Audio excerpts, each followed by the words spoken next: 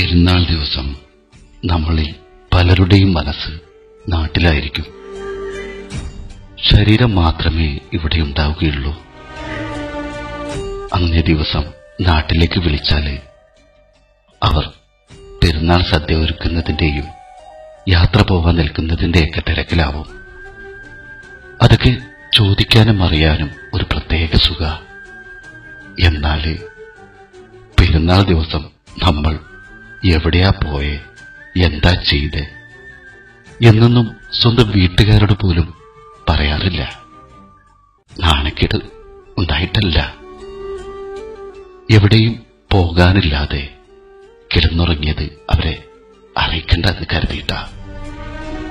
ഇപ്പോൾ തന്നെ ഒരു പെരുന്നാൾ വന്നാല് വീട്ടുകാർ എന്താ ചിന്തിക്കുക? നമ്മൾ പാർക്കിലും ബീച്ചിലുമൊക്കെ പോയി കൂട്ടുകാരുടെ കൂടെ അടിച്ചു പൊളിച്ച് പെരുന്നാൾ സദ്യയൊക്കെ കഴിച്ചിട്ടുണ്ടാവും എന്നൊക്കെയാവും. സത്യത്തില് രാവിലെ പള്ളിയിൽ പോയി വന്ന് നാട്ടിലേക്ക് ഒന്ന് വിളിച്ച് അവിടുത്തെ വിശേഷങ്ങളും അറിഞ്ഞ് ആ സന്തോഷത്തില് ഉള്ളത് കഴിച്ച് മൂടിപ്പൊതച്ച് കിടന്നുറങ്ങുന്നതല്ലേ നമ്മുടെ പെരുന്നാൾ. ഈ പ്രവാസ ജീവിതത്തില് എത്രയോ പെരുന്നാള് എവിടെയും പോകാനില്ലാതെ കിടന്നുറങ്ങി തീർത്തു.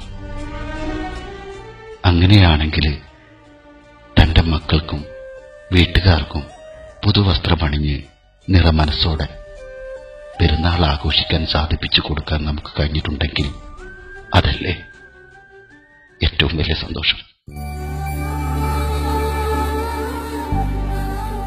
അങ്ങനെ നോക്കുമ്പോൾ അവരേക്കാൾ എത്രയോ ആഘോഷമായ പെരുന്നാളല്ലേ നമ്മുടെ പെരുന്നാള്.